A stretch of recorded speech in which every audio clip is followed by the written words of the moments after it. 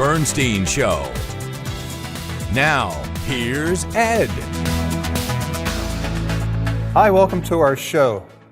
Very unusual guest today, Congressman Eric Swalwell, who we all know and love, and somebody that I know and love, my wife, Claudia, who is an author of several books, and let me specifically say Brighter Days, 88 Most Important Lessons Learned in Life for Women That Want to Increase Their Confidence, Resilience, and Courage. And if you think the title is long, you should listen to her lectures. And I've asked Claudia to join us, Congressman, because I wanted to get her perspective on women's point of view on some of the issues we're going to talk about. And let me start right out on one that's really important for us here in Nevada, abortion. Yeah. Okay. The choice issue overwhelmingly has passed. The voters passed it a number of years ago. It's probably got a 70+% approval rating. I just wanted to know what your thoughts on where we go from here would be. Yeah, it's about freedom. And where we go from here in the short term is to make sure every state puts in place freedom for women to make their own health care decisions, as Kansas did when they just recently tried to overturn what was in law for Kansas to allow a woman to make that decision. Also, in the long term, in the next, presidential race, make sure we re-elect Joe Biden, that we get a Senate that can put the next Supreme Court Justice and the next Supreme Court Justice as people who would follow the precedent that was put in place by Roe. How do you feel about a congressional, vote on this? If we get a majority in the House and the Senate, if we can keep the majorities in the House and the Senate, and have a filibuster-proof, majority in the Senate, meaning 2 more senators that'd be willing to reform the filibuster, we can put into law protections for women. But I think this comes down to how do we talk to voters as we fire them up to go, to the polls. And first and foremost, it should be that when you make that very, very personal decision about whether you want to start a family or not, at your kitchen table, with your friends, your family, your doctor, that they are the ones who are involved in making that decision with you, not Jim Jordan, not Kevin McCarthy, not Donald Trump, because they want to insert themselves and impose upon women now a government-mandated pregnancy. And we're seeing right now in Florida, a 16-year-old was told this week that she's not mature enough to make the decision, but somehow she's mature enough, to raise as a teenager, as a high school student, a child. And so we really have to put freedom on the ballot, because that's what people value the most in our country, and that's what this issue really is all about. Now, I know as a Catholic, you have very strong feelings about this, but... I do. I have very strong feelings about abortion. Of course, there is exceptions, but I was raised a certain way, and those are my beliefs. In the same token, I don't feel I have the right to tell anyone how to live their lives. And I was very open and clear with my daughters. The way I raised them is, we as Catholics, we are pro-life, but as a citizen, you have to be pro-choice, because you don't have the right to impose your beliefs about anything. If you're not going to impose your belief about religion, if you're not going to impose your beliefs about your political views, why are you going to impose your beliefs about abortion? I don't have to like more or less somebody that is a Democrat or an independent or a Republican. The same way, if somebody decided to be a stripper, am I going to like her more or less because she might not be aligned with what I feel, or somebody should do, or my values? No. So I think there is a lack of information. What involved to make that decision? And what are the cases that somebody would have to face, or the circumstances that somebody has to face to have to make that decision?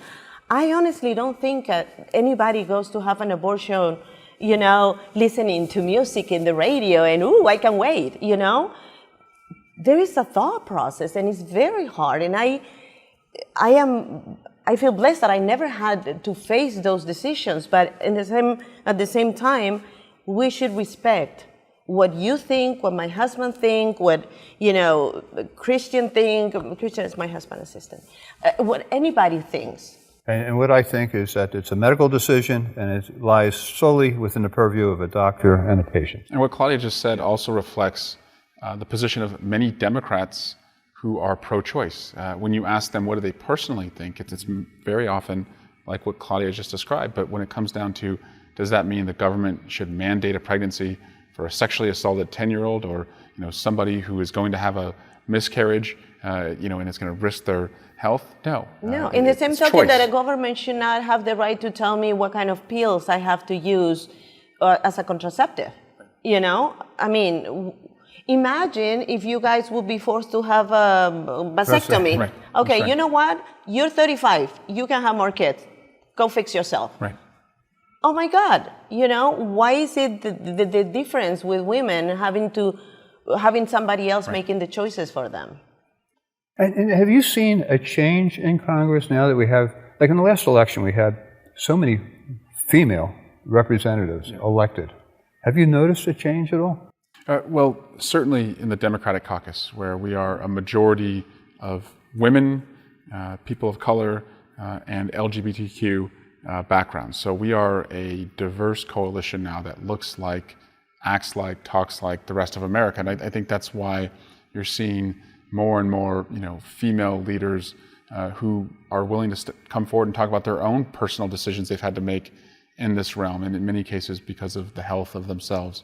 If they were to proceed with the pregnancy, and I think that adds, texture and the complexity of this debate, and it's reflective of where most Americans are. But it doesn't seem to have changed the partisan nature of Congress, the animosity. I was hopeful in the last election, quite honestly, with women being elected, that it would change. It doesn't seem to have done that. In fact, there's some women, some of the parties that are worse than the men, very vocal.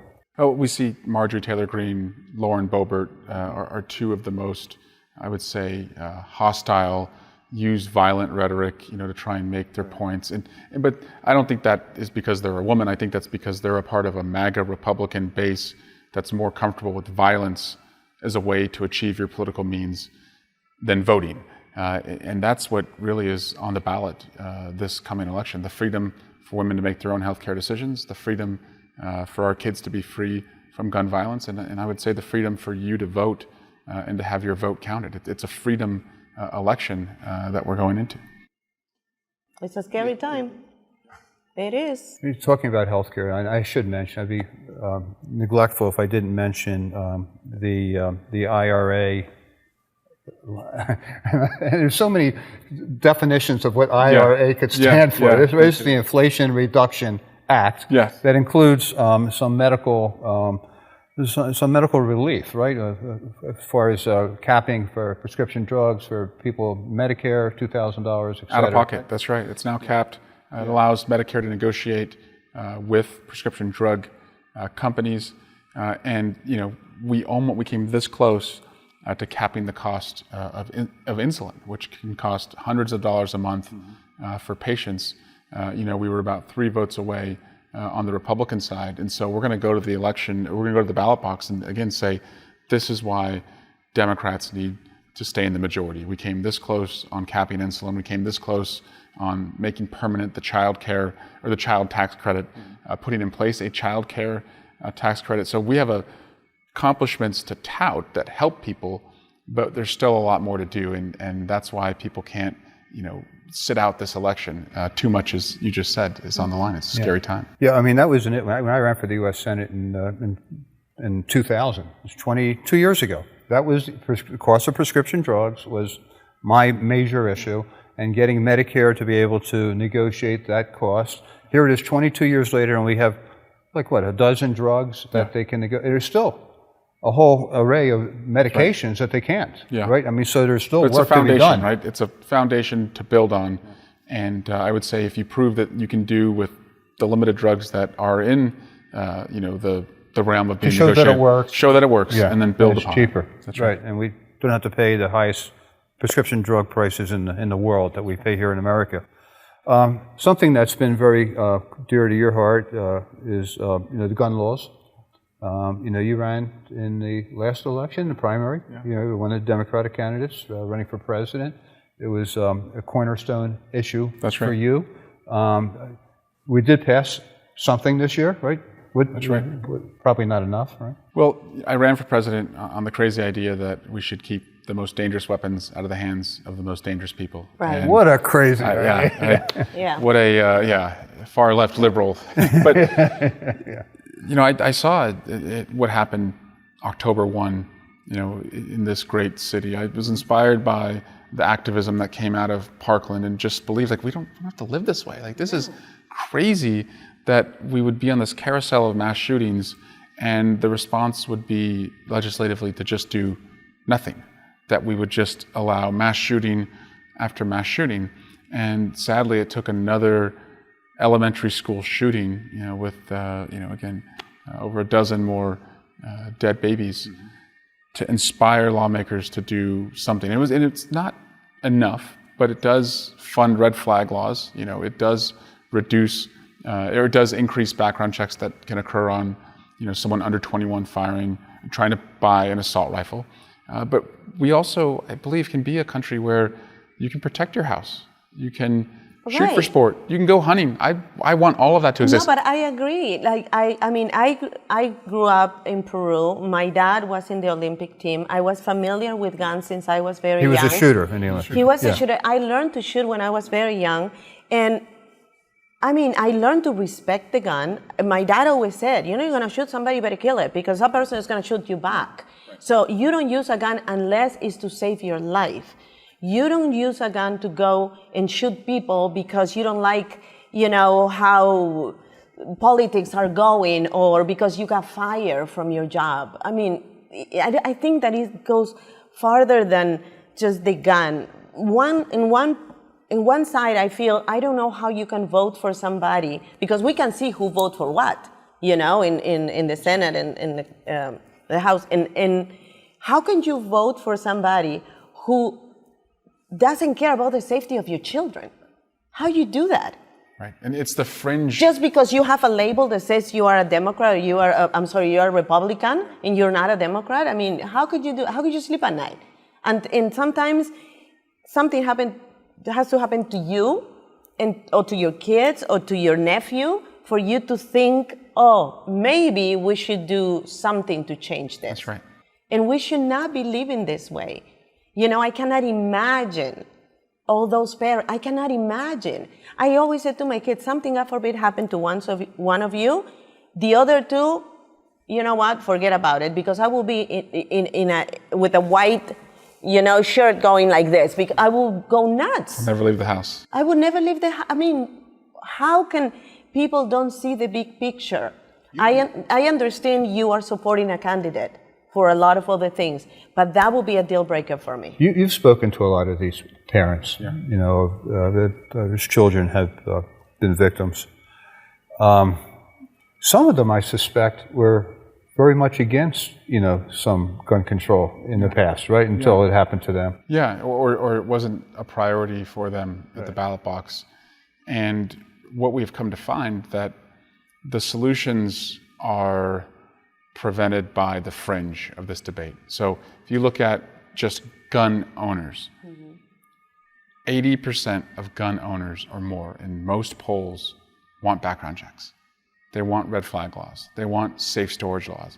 So it's not just the fringe in America, in the mainstream, outside the mainstream. It's the fringe of gun owners, but they're so loud, they're so vocal, and they are willing to spend so much money with the gun manufacturers that Republican colleagues are afraid. And they look at it, well, most people don't write to me or call me about gun safety, but these people, even though they're a much smaller percentage of the community, they're really loud about it, and they've got a lot of money behind it.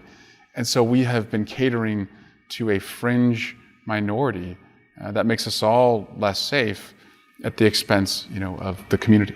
A minority that really don't care about the community. Yeah. I'm sorry. They care about their own agendas, right. And they check that they're gonna receive to. Sorry, but it's true. They check that they're gonna receive to do more commercials on TV for their campaigns. But out of that experience that you had, you've recently co-sponsored a bill, Yeah.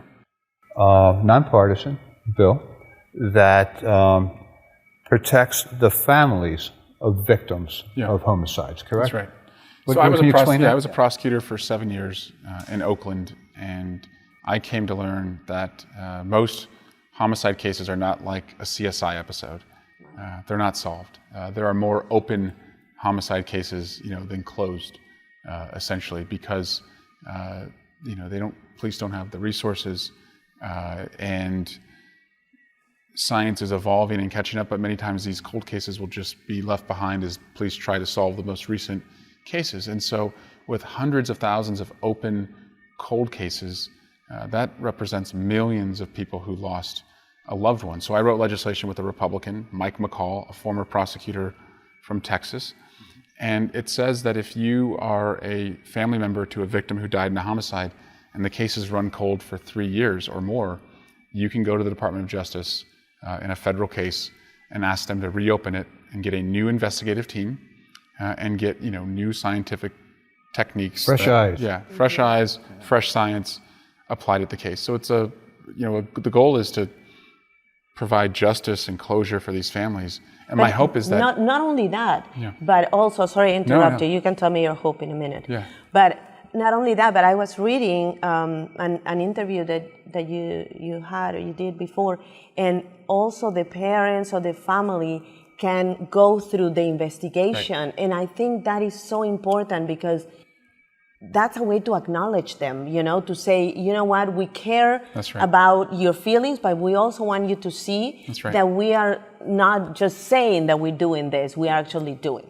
So what's your hope? My hope is that this is not only a federal law, but that every state would enact a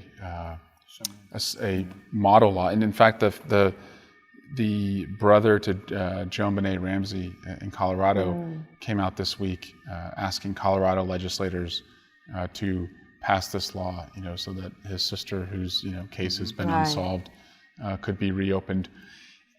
It was signed into law. President Biden signed it into law last week, so it is now the law in any family who has a federal homicide case. Oh, it is. It's signed. He signed it. Oh, I didn't realize the Senate had passed. Passed in the House, passed in the Senate. So it's the law now. Let me ask you a question.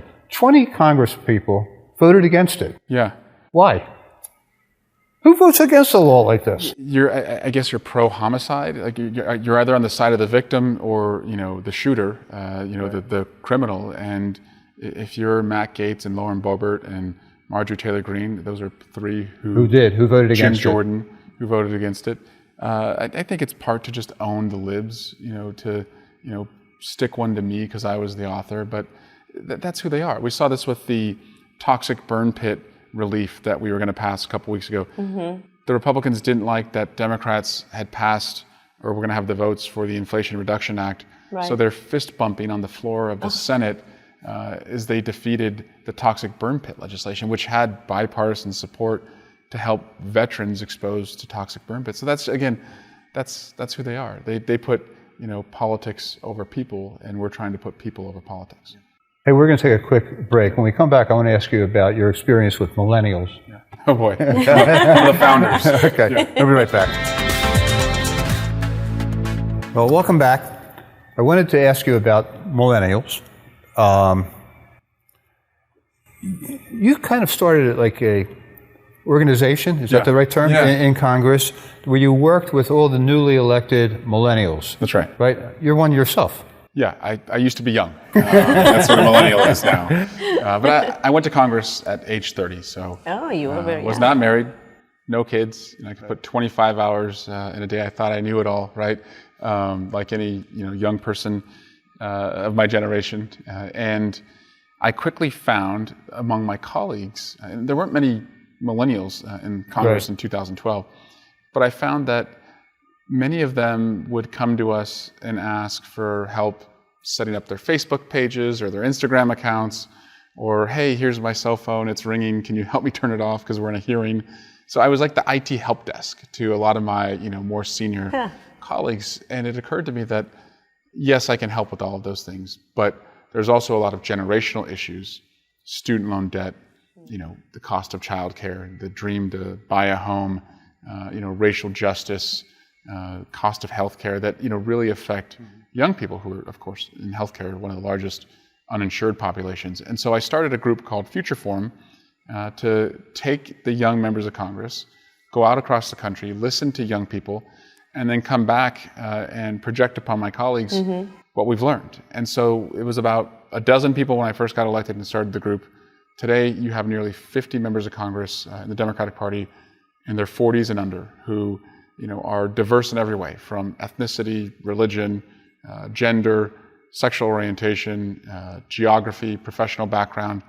And it's a working group that's taking on the issues of the future. And so that's great. I think that's great because I do know, my oldest one is almost 30, and they all our kids are different generation because of the years they have been born.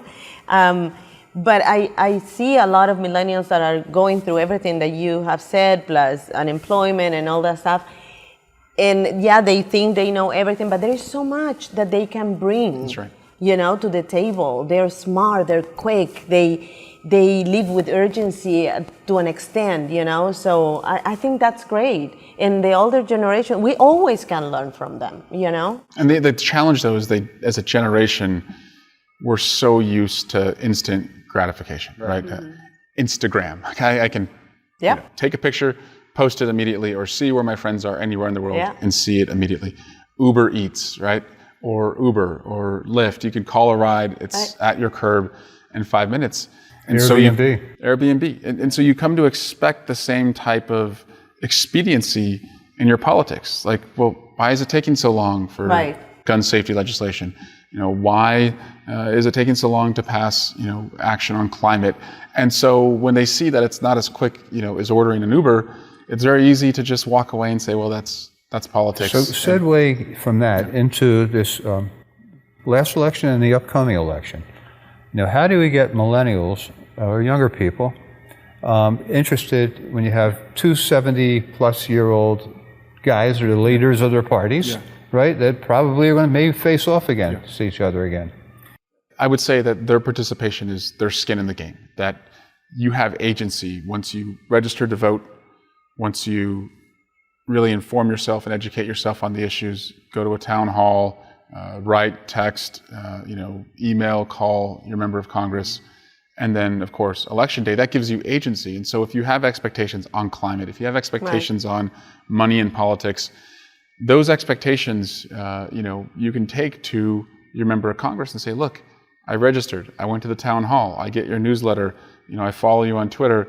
You have not met my expectations. And because you have engaged that way, as I said, you have agency and you have to be listened to, or the member of Congress won't be a member of Congress much longer. And so I think the mistake is if we just say, you, young person, go register and then vote on election day. And there's so much in between registering and voting. And so as a leader, I think it's my job to put those opportunities to engage civically between registering and voting before them, so that voting is not, the final act, that it's something you do and then you go to the town hall after the election and say, okay, you've been in office now for 100 days, you said you'd do this, and you haven't done that. And so giving them that agency, I think, really can turn out their vote. So do you notice a difference in how you negotiate or deal or interact with other Congress people that or millennials compared to, the elderly states people that we have there?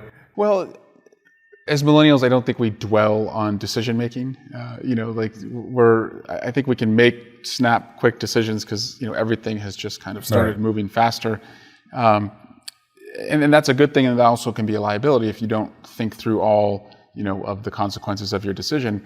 But it seems like a lot of these issues that have been hanging around in Congress, you alluded to reducing the cost of prescription drugs by letting Medicare negotiate with drug makers, that's been debated for 30, 40 years. And so to young people, it's like, we've already weighed the pros and cons of this. Let's get it done. I do think that things, among my millennial peers, when we make decisions, it's at a bit of a faster clip. I think we need to stop talking about millennials and start listening to them. Because I noticed that one of the things that millennials want is to belong, to be part of. They have their beliefs very clear, and they want to be heard. Already a lot of people talk about millennials, and the older generation are out of touch because we talk a lot about them, but we need to listen to them to see where their standards are, where the values are, where the important things are, and work together so they feel they belong. And I think when they start feeling they belong, then they're going to go and vote because they're going to know that that person gets them. And that's very important. I agree, but they also have to listen to people who have been through some of these fights. I understand. And that's where, because, look, abortion was not an issue. They grew up in a world where you had, the right to choose your medical care and what you're going to do. Now that has shifted.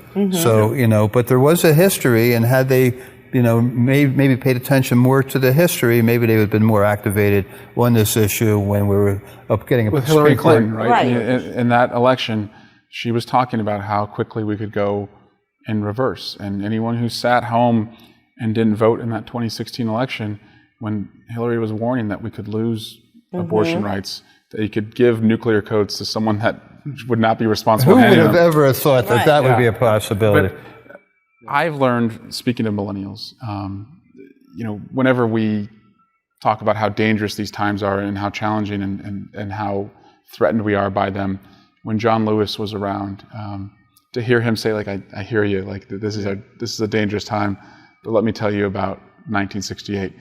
You can learn a lot. He puts it into That's perspective. Right. You can learn a lot. What a great guy. I interviewed him 3 times. He was a great guy. Thank you so much, My pleasure. Congressman Eric Swalwell. I think we have a new host of the show. Claudia, she's pushing for that. And I should say that both of you are authors. Yes, right? that's right. Both of you have written multiple books. And you can find Claudia's book and Eric's book on Amazon. That's right. Yes. Thank you. See you next week.